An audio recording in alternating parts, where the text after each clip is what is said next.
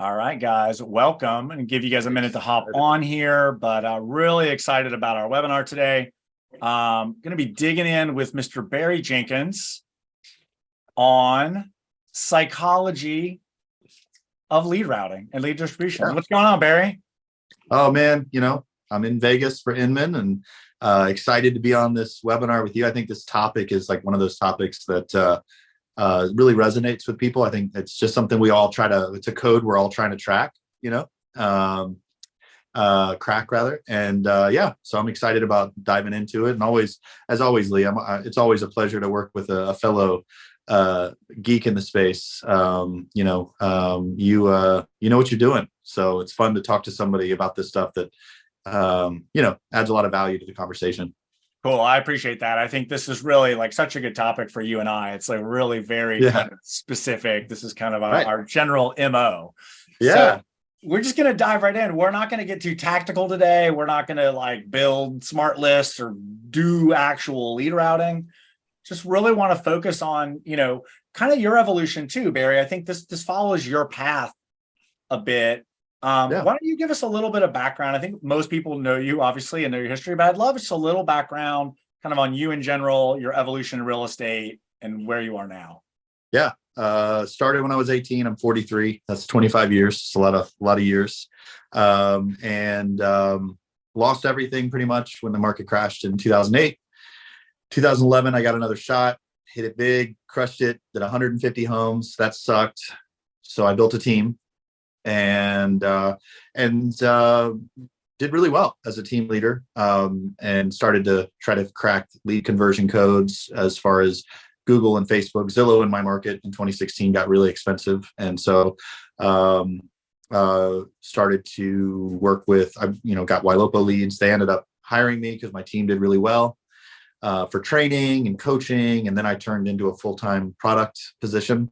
So where now I run a 100-agent team. I think we merged an additional 30 agents, so we're still working some of the kinks out, but we'll probably land at about 250 million in sales, 800-ish transactions, something like that. The average sales price is about 300,000. Over my time with Ylopo, now I'm the head realtor in residence there, and I have opportunities to speak into each department within the company. The training materials that I put together for Ylopo, they did well, so I turned it into a book. Still a bestseller on Amazon. And honestly, still hacking it, making growth. And my real estate team is my laboratory for Ylopo products, and so it's very symbiotic in that regard. And that's kind of the minute 60-second overview. I guess. No, that's very cool. And I think you and I have had this conversation as well. It's really interesting to talk about. If it's fun, sometimes look back and in hindsight or in retrospect, you're like, oh, this makes perfect sense. Like reading your book, it's like, oh, right. It sounds like it was just laid out perfectly, magically, beautifully. No. And we all know it's not a straight line. Nope, not even at all. But it's something really interesting to strive for. Like I have that too. And I feel like I can explain it beautifully, but in the moment, it was a whole lot of detours and pivots and, oh no, now we're that, or now we're going to do this or whatever. Well, that's why self-reflection is so important. Being aware of what got you to where you are so that you can reflect, not only so that you can grow as a business owner and make great decisions in the future, like, for example, lead distribution. This is many trial and error and many things I did wrong. But then you have the opportunity to share that download of information with others, which I'm really passionate. It's actually, writing the book was the most rewarding thing I've ever done professionally. It's because it's actually helping people, which I knew I enjoyed, but it's so meaningful for me now. So I'm on chapter 4 of my next book. So I'm obsessed now. I'm going to just kind of do the book thing. Nice. I didn't know if that was public knowledge, but you mentioned you had a part 2 or a continuation, or? So it'll be called Too Nice for Leadership. And the subtitle is A Compendium of All My Screw Ups. So it's all the ways I've screwed up as a leader. Nice people struggle with being a strong leader. We really do. Thanks, Dave. I appreciate the the encouragement. I'm going to re-record that Audible in my own voice. I was The gonna say, Audible. I want Barry to read it to me. No, I will. I I will. like it. Yeah, I didn't realize it was such a hot market. So that's a new, that's something I learned. Yeah, it's great. And I just dropped a link in the chat if you guys want to check that out. If you Oh, haven't, highly thanks, Lee. recommend it. I read it on the way to Wilopo Summit 22, where I think I met you for the first time. So Yeah, it's really good. It's easy to read. It makes sense. Like it's just solid. And I have to say, Barry, too, like it's been fun to see the evolution. Like even as we've known each other and done these events together, like it's really been fun to kind of see that evolution from, yeah, we're speaking and stuff, we're doing that, but even the evolution of getting better at that and realizing that it is teaching and it is loving on people and it is helping them understand things, not just saying like, look at me, I'm great, I do all the things, don't you wish you had all the things? Yeah. I love where it's headed. Yeah. Yeah, it's just the pleasure that you get from impressing people is pleasurable. It's just it doesn't last very long. It's like sugar, it's like sugar gum. Like the gum is like nom, nom, and then it's gone. So yeah, definitely much more meaningful to impact other people's lives. That's great. I love that. So Trisha, good call. Get Barry to sign your book. He didn't even sign my I'll book. do it. I will. So well, tell us a little bit about, we talked kind of through your evolution of being in production, coming out of production, and ultimately being able to jump on an opportunity to go full time with a company that you really believe in, yet your team still runs. It's kind of like you said, the sandbox for Wilopo. They're getting to test some of the best and newest stuff with you helping implement it and lead it at a high level. So I really love that. But what is your lead flow? Just a super high level now, and then let's back a little bit into the different iterations, evolutions of that. Well, yeah. So as I said before the webinar started, lead flow for me is about optimizing opportunities, leads to the right agent at the right time. And that looks very different for all of us because there's a lot of variables. There's the leads, different kinds. There's the salespeople, different work ethics, different opportunities, different streaks, different availability. And so for me, over the last, I would say, decade or so, in the Follow a Boss ecosystem, I've gone through seasons of round robin where that worked great. I've gone through seasons of first to claim where that worked great. Right now, with the amount of opportunities I have and the way I'm structuring my business, pond lead distribution is what's working best for me. And so that's what I'm using right now. New leads go into a pond. We call ours the Shark Tank.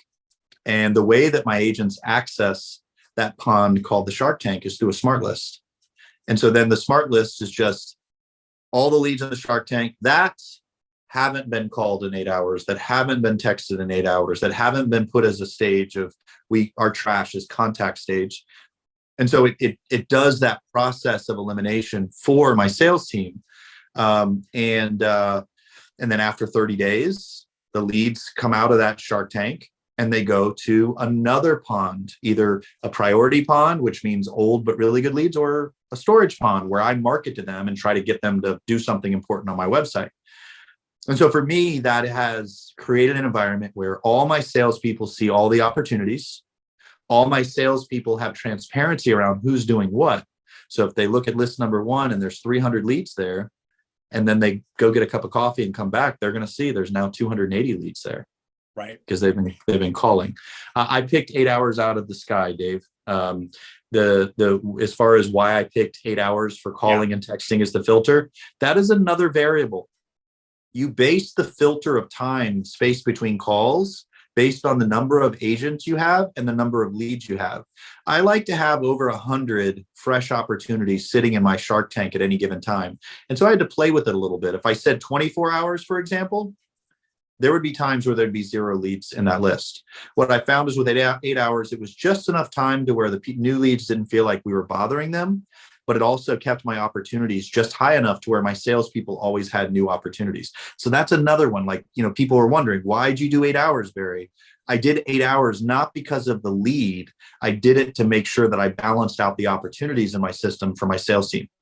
That's really interesting. And Dave, I'm really glad you asked that question. That's such a great question. And that makes really good sense. But like you said, that's a variable that can change by team member count, Yep. lead count, all the above. Are people doing it? Is it getting empty and you need to get more people into it? Like that's really, really interesting.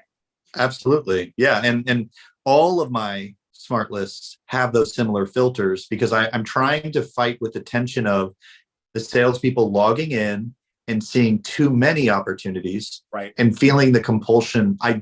I want to do everything I can to avoid the phenomenon of reviewing leads. You know, they open it, they read the notes and make a decision whether they want to call or not. For me, I'm having my sales team not read anything.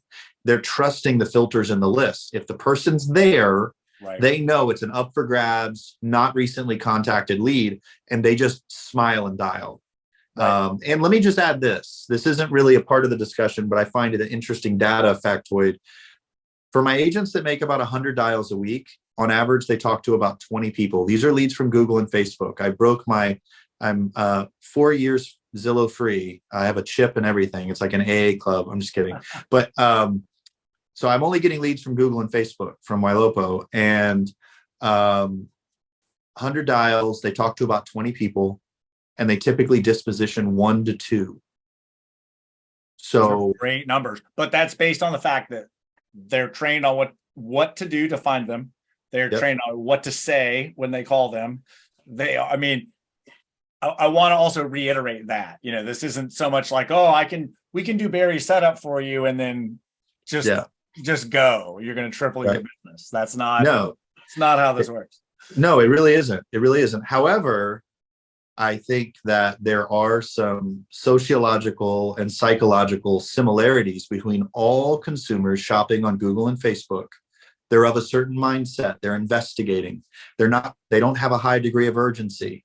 So if you're looking for clarity from the consumer, you're going to be disappointed. However, if you can learn how to take that person that is insecure or lack of certainty on what their needs are, what you'll find is you can operationalize success. This is a science.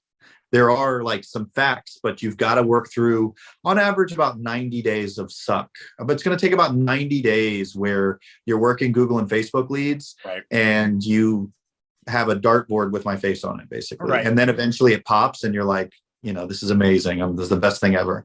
Yeah. Yeah. That's beautiful. I really love that. And I think, you know, it's funny because when you first mentioned this and when you said pond too, we get people all the time, clients come to us and they're like, oh, we want to route these to a pond. And I'm like, no, you don't. Like there's no accountability on your company. Like they're going to sit in this pond. Like this is not like, well, we just want to route to the pond. So everybody, I'm like, no, they need to get assigned to an agent, who's going to call them, like, period.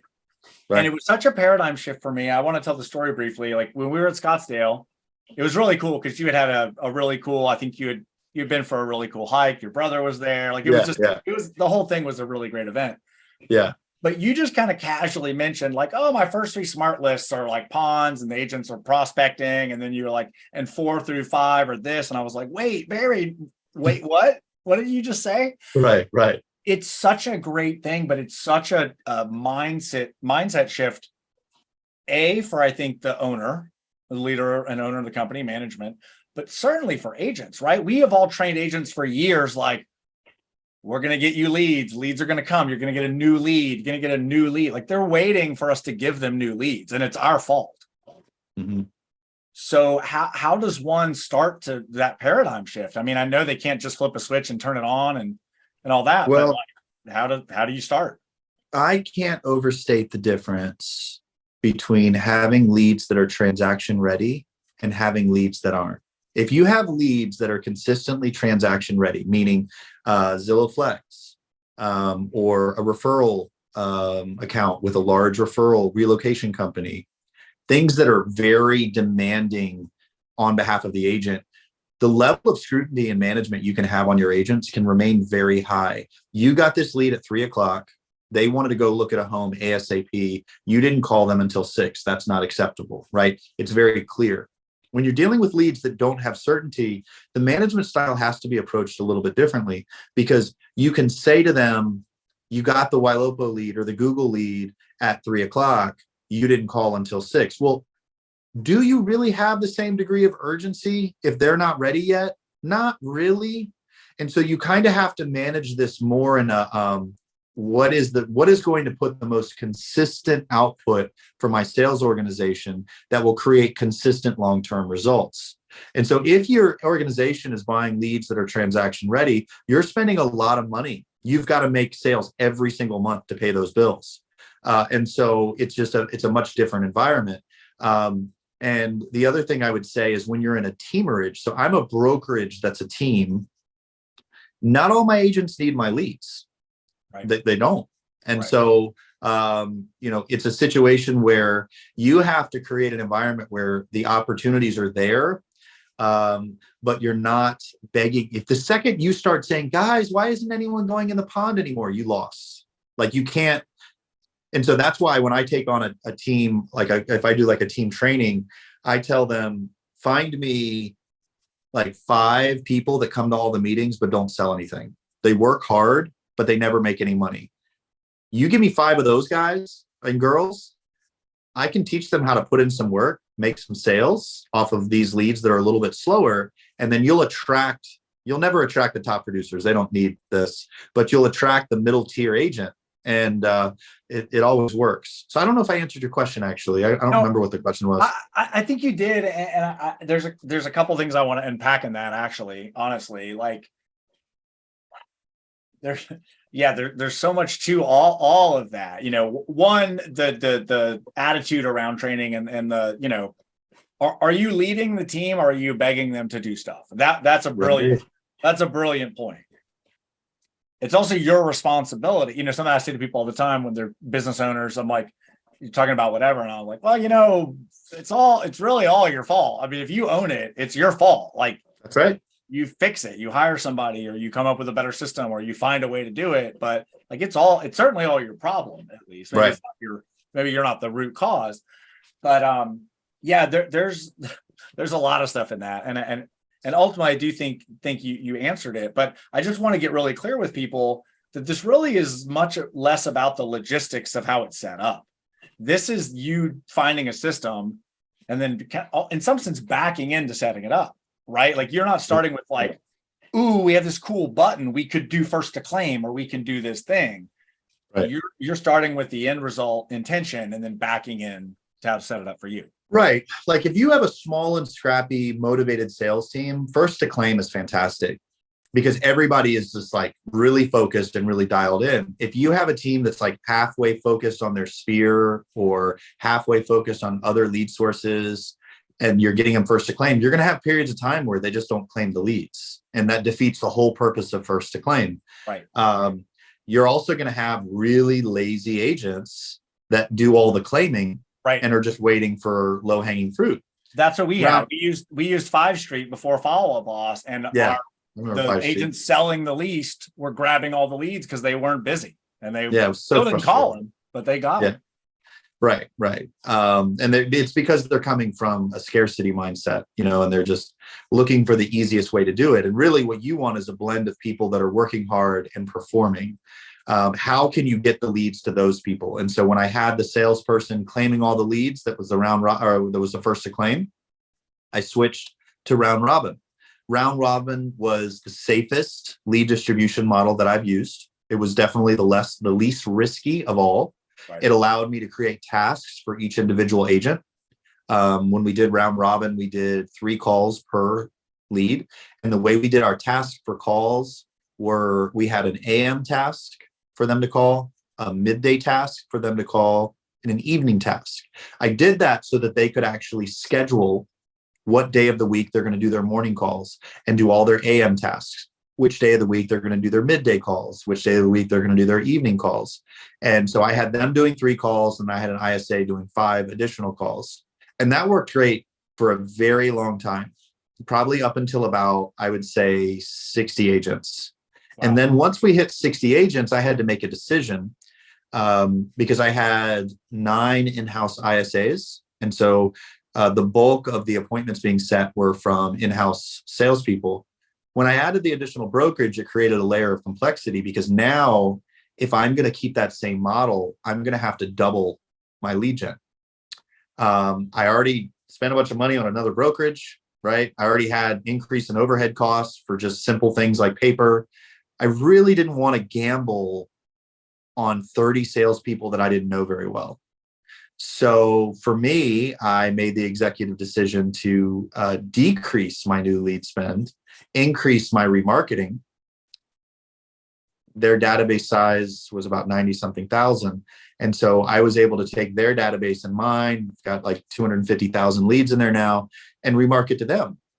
Because I can get an old lead to come back to my website and do something significant for about $1. Right.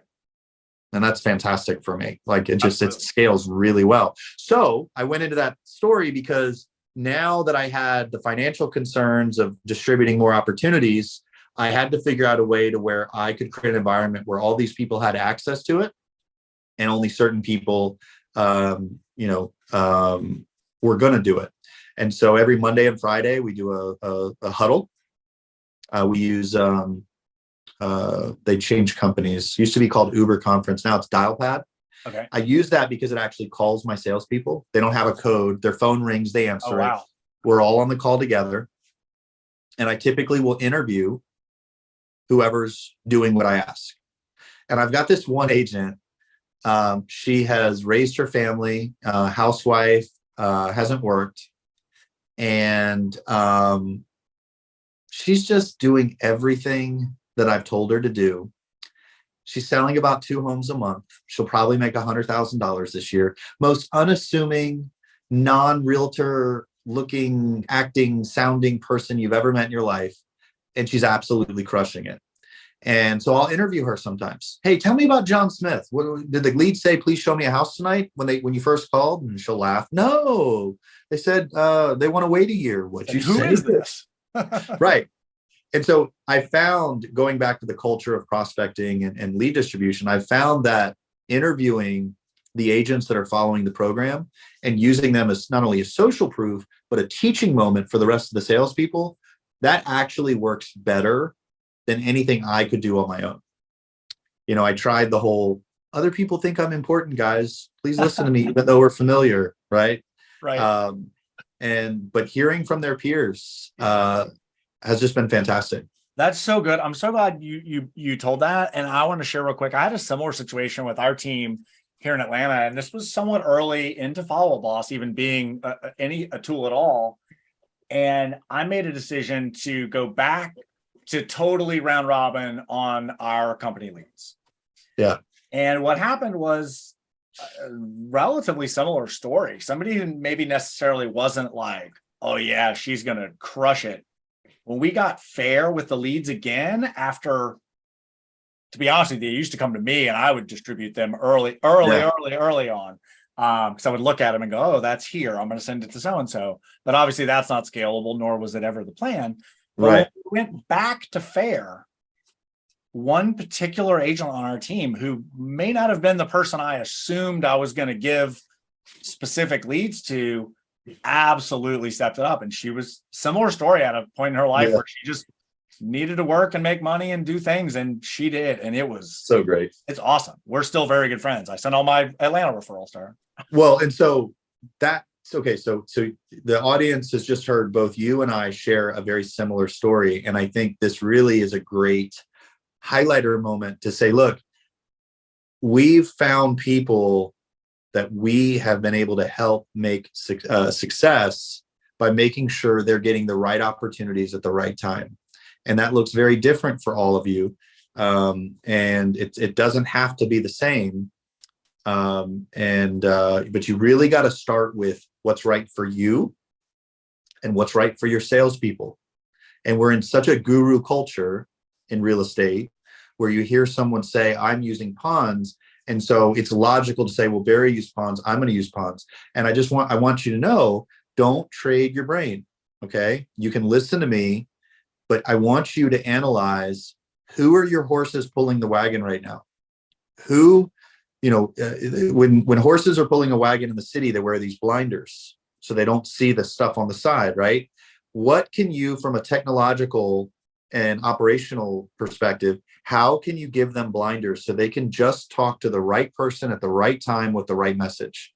You can do that with Follow Up Boss. And Lee, you kind of skipped over. We talked about me, but you might want to add in. Isn't this something you guys help with at Amplified Solutions? Yeah, absolutely. So that, I know I literally skipped my own first bullet point. But yeah, we do. And it's exciting because number one, we love all this stuff too, but it really is about customizing for what are we doing here? Do you have an A team we need to distribute leads to? Cool, let's set that up. You don't? Right. Do we need to figure that out? Is Right. a pond better? It is. I'll drop a link. We offer a free Follow Up Boss assessment. So you can literally fill out the form and we'll give you a report card on your Follow Up Boss. Bridget just dropped the link to the site and we'll drop the assessment as well. We'll also send stuff along with the recording. So we'll send the recording. We'll send a link to Barry's book. We do have a couple of YouTube videos that show some of the tactics of doing this, and we'll include that assessment. So nice. That's awesome. I didn't know you guys did that. So, and I want to lean into one more quick thing before we move a little more into, it's kind of the same thing, but kind of part B.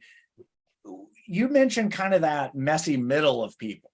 Like it's not always that cranking one more transaction out of our top producer, or maybe trying to get somebody who's never sold a home to suddenly get on it and get going. There's this magical sweet spot of people that can double their production.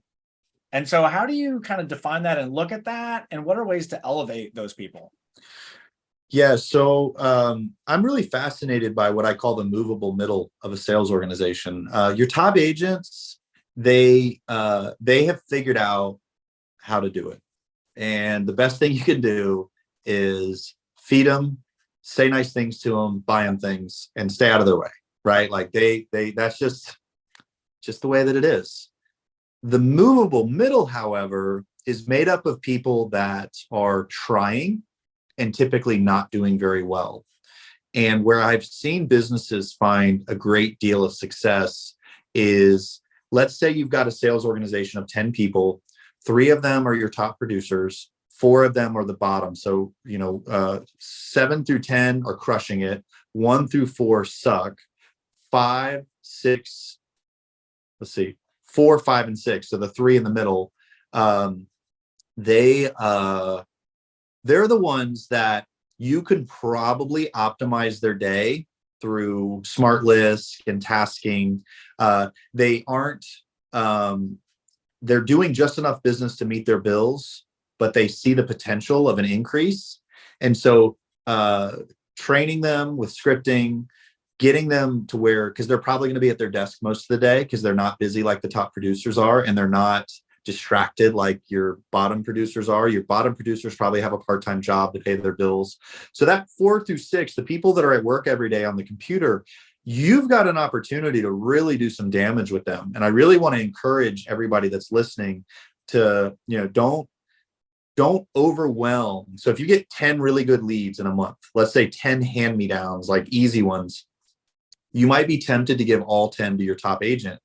Well, what you'll find is you're now raising the bar for that top agent of what they believe a good lead to be, because you're giving them all A+ opportunities. Their conversion's not going to be great because they're going to work with the ones that are either the right price point area. They get really picky. That's just human nature. They've earned that in some sense. I don't condone it, but they've earned it. No, they have earned that. But what we found is that if you can try to take and distribute those opportunities a little bit more evenly, you're actually going to raise the bar of your entire organization, because you need the movable middle salesperson to get some wins. They need to feel like they're actually starting to prosper a little bit. And it's not about just worshiping the top agent on the team. As I've done this in my own business, I've found that I've increased revenue and ROI in every lead source and every marketing that I'm doing significantly. It also, I went through a period where I gave my top agents all my best deals, because they were also helping me manage. I had squad leaders. So each of them had like 5 or 6 agents under each top agent. And so I distributed the best listing leads to those squad leaders, gave them agents to mentor. And then what'd they do? They went and started their own business, right? I Right. literally handed them the keys. They took all the leads and they got busy Yes. and they didn't help anybody else. Yes, yes. I own that. That was my fault. So now I'm very big on democratizing opportunity, and I democratize opportunities based off of whoever is trying. Yeah. If you're trying, you're making dials, you're having conversations, I'm going to put you in a pecking order. We use the Follow Boss leaderboard. I'm going to start using Maverick, which is a new product from Ylopo, pretty soon for that. But for now, if my ISAs get appointments, we're literally looking through a list. Who's working this week? Oh, Right. John's working. I'm going to give him an easy one. So we've done that on purpose because I know if I can get the movable middle to try harder, I'm going to make more money as a business owner. And so that's why I did it that way. Yeah, that's so good. And I think that's so funny to me because in some sense, to talk about it, it feels pretty intuitive, right? Like it seems logical, like, oh yeah, right, you would do that. But I don't think it's a lot of people's, it's not kind of your instinct. You're like, oh, let me feed. Our business thrives on this, like, I got a new lead, let me give it to the best guy that's going to turn into money right now. Sure. That's the culture and the cadence that we've created. And it's such a short-lived process though, doing it that way. Well, and that's the difference. You're building a business that is, you have one now, but it's a saleable asset. Like it exists. It is documented. It happens. There are people, there is an org chart. Like it is a real thing.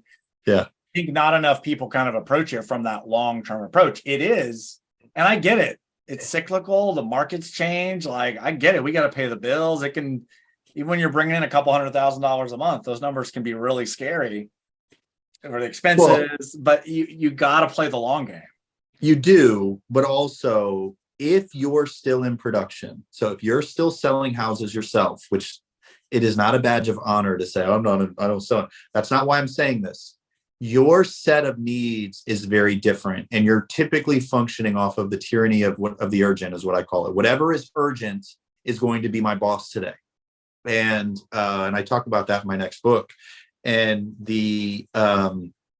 so for me, the first step was I handed off buyers, and I worked on scripting on how not to make my clients feel mad at me. And then I phased out listings, and I still kept all the deals in my name. It was a nightmare. It was so horrible. And eventually I got the deals out of my name, and then I was a team leader for a while. And then I got to move to, more ownership style, CEO, CMO type position, to where once I moved into that position within my own brokerage, I got to stay in the clouds. Right. So my feet aren't on the ground anymore. I'm not in the nitty gritty. I'm solving global problems, but that doesn't happen overnight. This is a 10-year evolution, 12-year evolution, where I'm constantly optimizing. So I want to encourage everybody with this lead distribution thing. If you are manually assigning leads to agents based off of this, that, and the other, that would be a great initiative to speak with Lee, or, get some YouTube training, something to work on not having to think and process how to distribute opportunities. You should be doing more money-making activities. And you should be obsessed with, I'm obsessed with freedom. I set my businesses up so that I can be free to create new things. I would rather have slim margins, which means I'm paying high dollars for really great people, and not be involved with the day-to-day, so that I can spin it up, turn it on, put it down, and go pick something else up. And that's just how I've functioned for the last decade plus. I think everybody needs that. And I actually wrote this down. I may have you back to do another webinar on creating paths for growth for people, because I'm really big into that too. I mean, they're either going to leave, or you're going to promote them, or they're going to leave. So right. I'm all about that. And that literally could be a whole other webinar or two. But yeah, it makes great sense. And doing that, and some of this may be backtracking a little bit, but you talked about it some, but I want to go a little deeper on what your culture starts to look like and feel like when agents realize, like, they got to do some of this work, and they got to listen, they got to be at the meeting, and they got to do the hard stuff, right? Like, what does that do both initially and then also over time? Yeah, if I was to distill it, we have what I like to call an ownership culture. When we're interviewing with an agent, if an agent needs me to check on them in the morning to see if they're doing their job, um, nothing wrong with that. Okay. That's why people hire trainers, right? I'm not a good fit, because I'm not going to do that. I need you to function like a business owner, and I'm going to give you commission splits as if you were a business owner. Right. So for us, it's 50-50 on team deals, 70-30, 80-20, depending on where they're at in their thing, on their sphere. Normally with a team environment, it's not that gracious. We want people that are going to be motivated. So then every Monday and Friday, the reason why we do those sales huddles is I'm reminding them to embrace what's hard. I'm reminding them that no one's going to do it for them. And I really try, like on last Friday, I really help them to see that most of them don't have anything in their pipeline for winter. And I said, I don't think rates are going to change. I don't think the inventory problem is going to change. If you don't have any deals in the winter, you need to have a sense of urgency as if you're not going to have anything happening. So I'm constantly compelling them to think about their business, because we as a team owner, we have a weird role. We want them to act like entrepreneurs. However, if they were truly entrepreneurs, they wouldn't be on your team.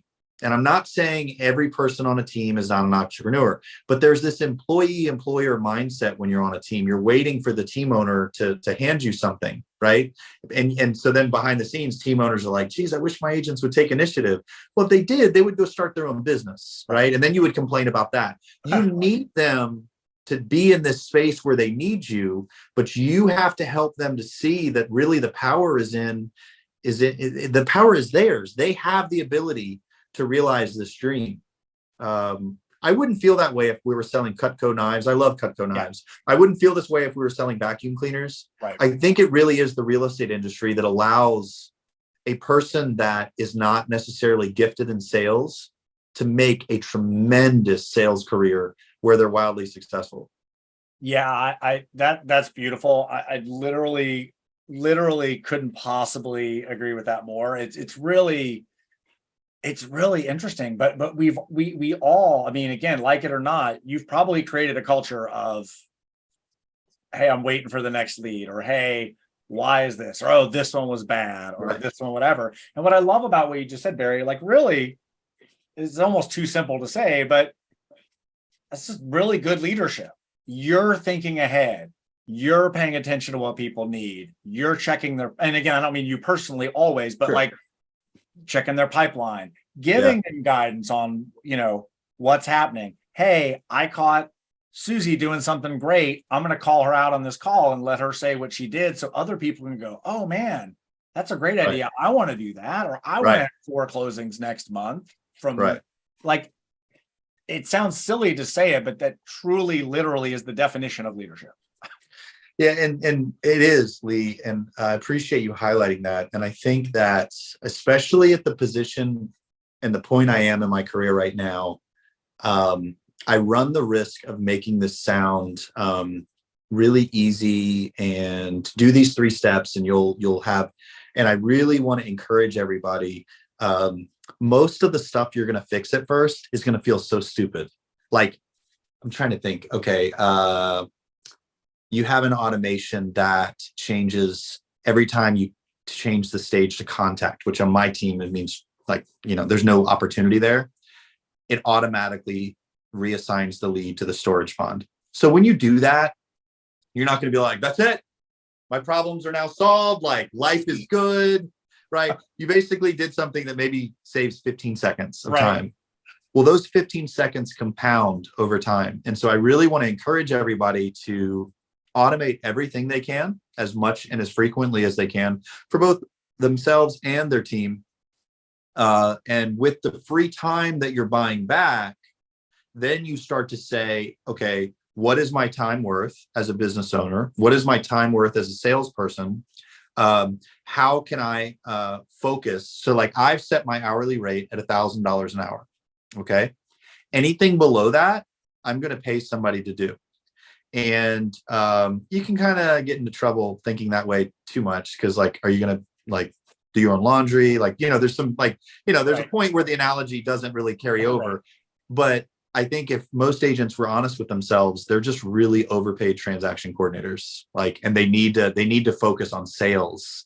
And the same thing with the business owners, right? They're really just overpaid recruiters. Instead of instead of focusing on the greater business, they spend all their time recruiting instead of hiring a recruiter, for example. There's just a lot of ways to, and I obsessively try to make things easy. And in this conversation, I'm a freaking rock star. But when it comes to like health and fitness, I'm like, I have like an illness because you can't get in shape by taking the easy road. So there's always a balancing act. Yeah. But they're good parallels though too sometimes. You're kind of like, well, I've done this in one area. Maybe it'll osmosis over to the other one, but no, it's all good. But that's really great stuff. I think one or two quick questions, and then I want to tackle. We have a couple questions I want to tackle, and if you guys want to throw questions in the Q&A or the chat, we'll make sure to get to them. And I kind of know the answer to this, but I'm curious, like, and you alluded to it a bit, but like, do you have kind of a particular cadence for some of this? I mean, I know because your smart lists are really actively rolling and literally they're always happening. So they're continually updating. So I think we all understand that part of it, that new things are always showing up on the lists. But is there some sort of cadence or something that you've created just to Mondays or this, or like what other pieces of this would somebody want to know to try to roll it out or train their agents or start to make this, big move? Yeah. When it comes to follow up, I would say it does depend on the lead source. So if we're talking about leads from Google and Facebook, I would recommend urgent in cadence, gentle in approach, which means maybe you call 6 or 7 times in the first 10 days. That's pretty urgent, in my opinion. Like, that's a lot of phone calls, right?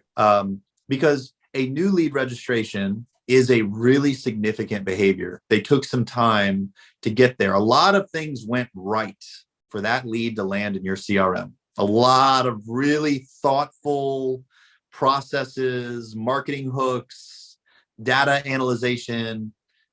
And so that's significant, and you want to treat it as such. So operationalizing to where your team is making a lot of those calls. We decided after 10 days, if we tried really hard for those first 10 days, if there was no response, we made the executive decision that this lead is no longer someone that we're going to spend a lot of time focusing on. That the leads that are older than 10 days, we would only focus on if they earned the right for us to pay attention to them. And the way that we decided that they would earn the right for us to pay attention to them is behavior, IDX behavior on our website. So, easy example, if they're 10 days or older and they never answered, but then they save a home, you've just earned the right for me to spend a little bit more time thinking about you, right? And that's our second smart list, by the way. So the second smart list is personally my favorite one in all of my CRM because it's all of our old leads that the marketing keeps bringing people back to. And so then we filter that list based off of website behavior. So if they saved a home 6 years ago, that's not in list number 2. If they saved a home 6 years ago and yesterday they were on our website, that's in list number 2 because they're still searching.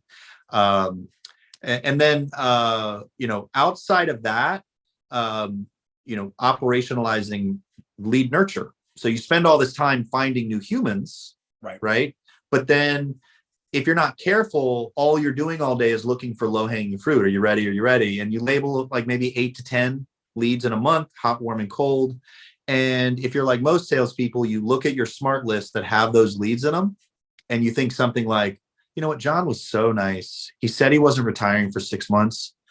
I'll wait another month. Like we just we keep tabling that contact.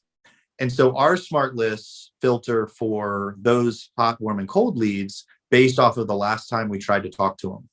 Because our agent's lead nurture is never, hey, how you doing? Right. It's never checking in, touching base. It's always, It's always, John, I got this thing for you. Yep. How did you want me to send it to you? Hey, there's an open house this weekend in the area you're considering. I know you're not buying for 6 months, but I thought it'd be fun to go check one out. You always have to have something valuable. And this is why agents don't do lead nurture well. Lee, I had an ISA, my ISA, I had 600 leads in my CRM. This is a couple of years ago in the cold stage. And my suspicions were, we're not getting it done in the cold stage. So what we did, we try really hard not to bother when our agents have a relationship with a lead. We try to avoid, messing with that. Right. In this particular case, I was super sneaky. We created the client care at your friendly agent email address. And the ISA script was, I'm calling to see how your Better Homes and Gardens agent is doing. And if you're happy. Out of the 600 calls, we found 60 that said the Better Homes and Gardens agent was fantastic, but we bought with somebody else. Right. And that was about a net to me about a $500,000 in commissions that I lost out on as the business owner. So for me, I had to figure out how to keep my agents calling these nurture leads to keep that relationship going. And so just this week, going back to the psychology, just this week, we're running a contest. The contest is who can schedule the most face-to-face appointments with new relationships. And they're reporting in as those face-to-face appointments are taking place to earn the right. We have like a ISA transfer physician that we're transferring leads to, and they're working hard for those face-to-face appointments. Yeah. So, yeah. That's great. I love that. And I just want to, again, there's so many directions we could go here. I want to keep us on topic, but I love the item of value thing. I love even just the way you said it just now. It's so good. You're right. You're not checking it. How's it going? This is a real estate agent. Like, nobody wants that. I love acknowledging a prior conversation, which notes, background, listen to the call recording, whatever. That's easy. Right. And just coming with anything of value, literally anything of value. It doesn't even have to be like, oh, here's the rates or here's the whatever, let me send you some more homes. Just like, hey, like you said, hey, I know you're not buying for 6 months, but I just wanted to check in. Like that is the script. Really. It is. Perfect. And you're not giving it to them because it's valuable. Right. They're probably not going to read anything you send them. Right. People don't read. The reason why you're doing it is so that when they see your phone number or on their phone, they think, this is a person that has something for me. They're not going to, here it is, guys, burden me with having to formulate a question. That's really the issue. Right. Calling to see if you have any questions. Basically, I'm saying, I'm calling to see if you can tell me how to do my job right now. Right. Like that's what I'm doing. Right. And it's pressure. You're putting pressure on people when you do that. That was something really that came out of the Orlando summit. I think both you and Dale and maybe Aaron Drussel mentioned it as well. It was just so powerful around like, they don't even know what to ask you. Like, why are you are the expert. Why are you calling them and asking them like, what do they think? Exactly. Exactly. Oh, that house is great. I was in that house yesterday. It has a basement. Is a basement something you're looking for? Or like, just have a conversation with them. I know absolutely it's an oversimplification, but I really love that. You already shared a couple of wins specifically. I want to get into these questions, and guys, we'll do our best to get to more tactical questions, but really Barry and I really very specifically wanted to really stay strategic, not get into crazy screen share and like, oh, what's the criteria for that list? Because again, I could give you his list tomorrow, and if nobody's going to track it and call it, then, it doesn't matter. And I do want to touch on the marketing. I think it was Dave that asked about it earlier. I think Dave just asked about, is it Raya? Like, what are you doing on those nurture people per se? Can you just give us a high level? Like, do they get a newsletter? Are they getting retargeted? Like, what's happening? Yeah. Nurture leads are getting listing alerts. They're getting remarketing ads. If they're hot or warm, they're not getting Raya messages. We're letting the agents do that.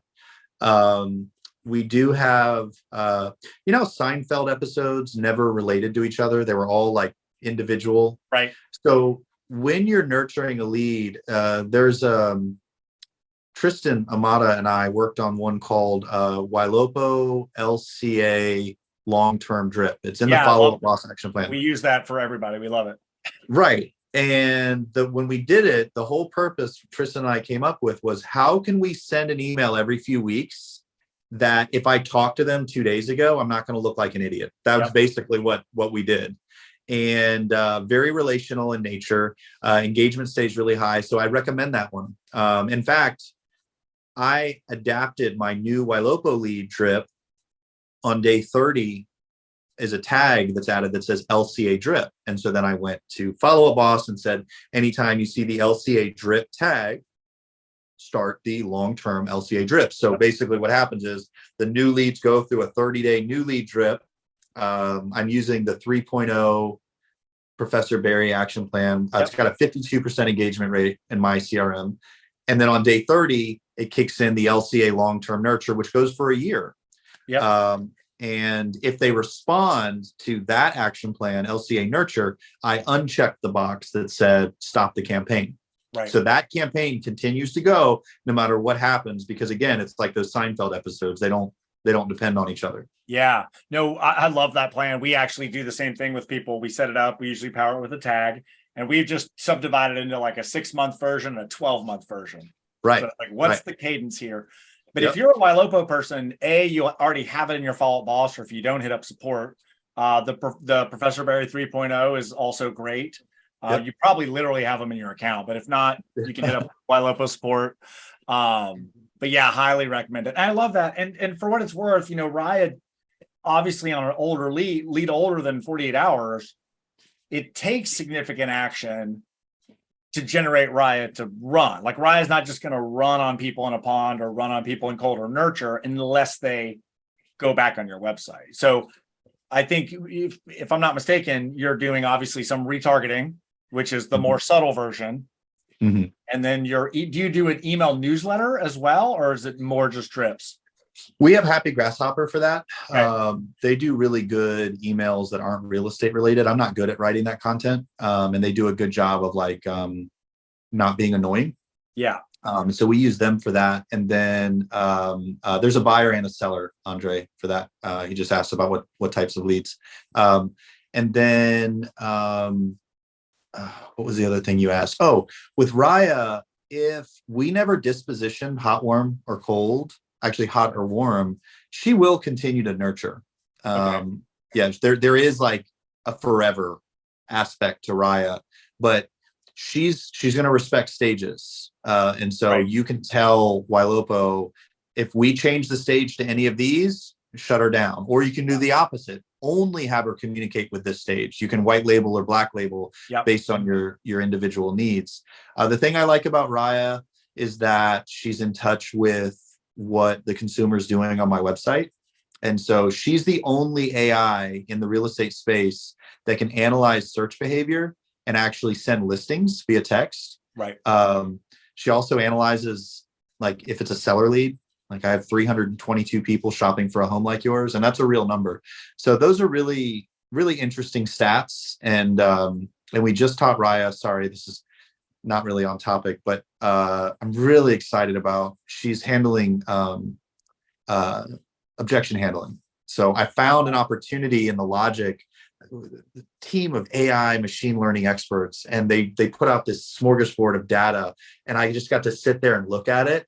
And I found a hole where Raya would offer, like, would you like us to email listings? And the person would say, no, thank you. And she would be like, okay, cool. And I'm like, wait, salespeople wouldn't do that. They'd be like, okay, cool.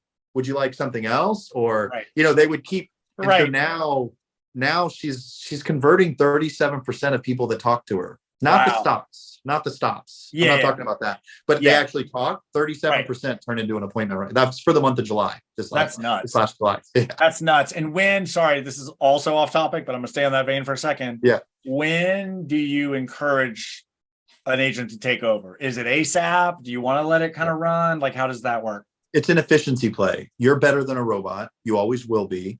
If you're doing anything important personally or professionally, let Raya handle it. If you're sitting there watching the conversation take place, take it over inside of Stars and just set an appointment for yourself. Barry would like to talk to you tomorrow. Take it over as Raya. I want to be really clear. Raya. People understand that you are being Raya. You're not jumping. Yes. because that would be weird, right? If one Right. phone number and suddenly I'm like, hey, you were talking to Ryan, but this is Barry now. It's the same number. What did I do? Did she hand you the phone? Like, what's going on here? And if you call from a different number, that's like getting transferred. You call the bank Right. and they're like, Right. what's the problem? You know, and you tell them the problem, like, please hold. Person is, how can I help you? And you got to start all over. Don't Right. do that. What's you know? your account number? Right, Yeah. right. Oh, that's so good. I really love that. Heather has a great question too. She said, what are you training your people to say when Shark Tank people take action? Like, what's the script for that? Yeah, we like to identify who we are, what company we're with, who we're trying to reach, and why we're trying to reach them. So, hey, this is Barry, Better Homes and Gardens, attempting to reach John. Looks like you created a search profile on our website. And then we're quiet. And when we say, looks like John created, it's a statement, but we go up in pitch. So we're suggesting it's a question, and then we're just quiet. That's the script. And then we use 3 questions, like, what are you hoping to change about where you live? Do you have a friend in the mortgage business? Have you had a chance to look at homes with another agent? Those questions are indirect around the topics of what kind of home do you want? Are you pre-approved? Do you have an agent? Right. But we're asking it in an indirect way. So is because these people don't have certainty yet. I don't want to scare them away. You know, you gotta ease them in. And then when they give you their reason that they're not ready to buy, just ask them how. I'm waiting a year. How'd you decide on a year? And they never know. Right. They never know. And so you're creating a new urgency when you do this. The new urgency is not going to buy a home tomorrow. The new urgency is they're embarking on the largest financial transaction of their life, and they're guessing, and they owe it to themselves to sit down with you and learn. When you do this, when you set those appointments and you meet with these people, you will monetize these, you know, middle of the funnel leads. You'll actually start to make money after about 3 months of doing it. Yeah, something else just occurred to me that I think it bears saying, and I think, you know, I know it's been an evolution for you. I think it's an evolution for all of us. I'm not sure I've evolved there yet.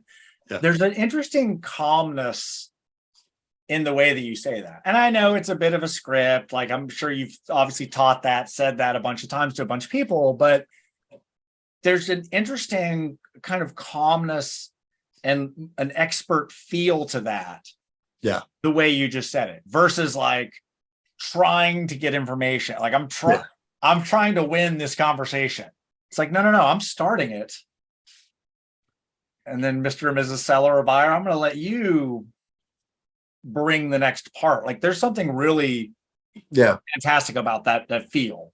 Well, I still call leads sometimes because I'm here teaching people how to do things. I want to make sure that, and I'll tell you, I actually believe what I'm saying. Right. Like I'm not doing it because I know it works. I'm doing it because I think I'm giving fantastic advice. That's the calmness you feel. Yeah. That's really important. I'm glad you differentiate it that way. And I don't know, I'm gonna make an Instagram post about that. I'll tag you in it and maybe give you a little credit. But that's great. That's really, really good. I love it. And Johnny had made a comment too about they were on Flex. Somebody called and wanted to see a house ASAP, and then the agent wasn't able to pick up or call him back, and they found another agent and bought a house ASAP. Right. But the whole thing is, Barry, what occurs to me about your system, you've removed a lot of noise for the agents. You really have. Like while they're prospecting and they're actively working on leads, they don't have 10,000 leads and they're like, oh my God, I have no idea what to do. You're providing them with strong at-bats. We don't know if it's going to be a home run or if they're going to walk them on purpose. Like we don't know necessarily what the result's going to be, but you're providing them excellent at-bats to the point that they're not too fatigued to have a decent conversation when the person does come along that actually wants to go see a house in 30 minutes and write an offer on it. Absolutely. And to your point, Lee, I've obsessively, there's the pragmatic side of our brain, and then there's the creative side of our brain, right? I've done everything that I can think of to remove the need for them to process information and pragmatically make logical decisions on who they should call next. I really just wanted them to laugh, smile, dial, be gregarious and enjoyable on the phone. And what we found is, as we dialed in these lists over the last several years, the time that my agents spend in Follow Up Boss consistently went up about 26%. Right. Because they're not getting tired as quickly, because I'm not asking them to search through a list of names and find a good one. It's, instead of looking through 100 names, they maybe have 10. And they know that those 10 are up for grabs, available, recently active, not recently called. So they're just going to do their thing. And I think we all can learn something from that exercise, that we just really need to put those horse blinders on and, help them. There was also a question too. Yeah, let's tackle that. And in fact, I wanted to go a little deeper on lead audit if you have a few minutes more. But let's tackle Trisha's question about what automation, or how do you set up that lead audit? Like, what is the cadence for that? And I think, Trisha, I think you mean, you can add to this if you want. I think you mean on I don't know if you mean on the new leads coming through and the cadence on that, or if you mean the movement of people from pond to pond. So if you, or maybe let's talk about that real quick. Yeah. So I'll just tell you guys what I'm doing right now, and then I'll share with you guys what you could be doing right now. Right now, I have 6 rules set up in Maverick. One example would be, anytime a lead calls my agent or texts my agent and they don't respond within 3 hours, that's a rule. And so I press a button in Maverick, and it basically unfortunately, every day there's people that contacted my agent and my agent didn't get back to them. Right. So it alerts my salespeople of missed opportunities. It alerts them if it's been a week and their hot lead hasn't been called. That's another one of my rules, for example. Now, I'm like user number 5 on Maverick. So, I don't expect other people on this call to know what that is or be using it. However, before that, if I'm round robining leads, I would, I don't know if the article's still live, but Albert Vasquez did a webinar for Follow Up Boss around like X amount of days and in the hot stage, and the agent didn't, and it creates a task and all that stuff. There's a really cool template that he put out in the Follow Up Boss ecosystem, where you can read through all of these automations that he has that's managing the agents not contacting leads at the right time. I've decided, outside of Maverick, I have smart lists that do the same thing.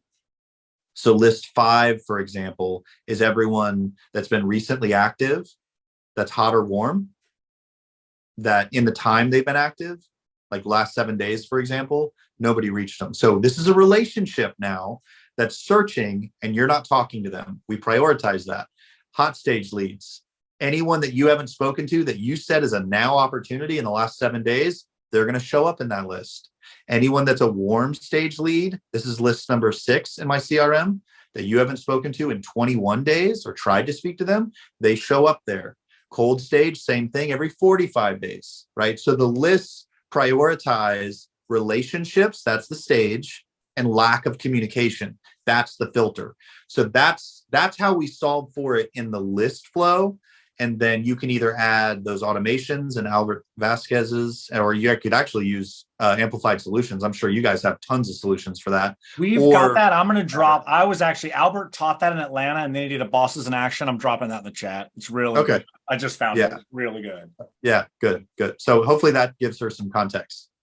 That's great. No, I that's really good. And again, I think, as much as we do these tactical types of webinars and all these things, but the reality of it is like, your method is so good, Barry. I love it. It's well built. It's well thought out. It's not I had this crazy idea. And so much coming from you. I knew you wouldn't say this if you didn't mean it. So I appreciate it. It's just such a great plan. And I think, to be fair, I think a lot of people, well, this is an assumption. I think a lot of people are like, he works at Ylopo. He gets a bunch of leads from them. It's just, he gets all the good leads from Ylopo. But the reality of it is you're using Follow Boss for what it does. Using Ylopo for what it does. You have a unique position to inform the product, but you're using these things for what they do. And you're taking humans and you're treating them well and training them and leading them. And lo and behold, it's it's almost like it's a real company with a plan. Yeah, we convert 1.97% of our leads from Google and Facebook, and it is a freaking cash cow. It is a cash cow. It is remarkably profitable when you convert Google and Facebook leads between 1 to 2%. It is, in my humble opinion, the best way to scale your real estate business in the last 20 years. That's beautiful. Cool, man. Well, I'm already got like 10 different quotes I'm going to pull out of this and throw up clips on. Always a pleasure, Lee. Always thank a pleasure. you so much. And let me just do a quick commercial. If you guys do need help, you didn't ask me to do this, Lee. If you guys do need help with your follow-up boss, it is my professional opinion that Lee and his entire organization has one of the best and most insightful. Wow, look at my camera. It's like really intense right now. I know. One of the most insightful and well thought out plans of action for people trying to dial in their follow-up boss, because it's one thing to place an order. Yes, please give me Barry's list, or please give me this action plan. It's another to say, here's my sales organization, here's my follow-up boss, I don't know what to do. And that takes a unique ability to be analytical and have a clear, well thought out plan. And that's what your organization does. So I didn't want to I wanted to just state that very clearly, so that those watching will know, that I'm a big fan of what you guys are doing.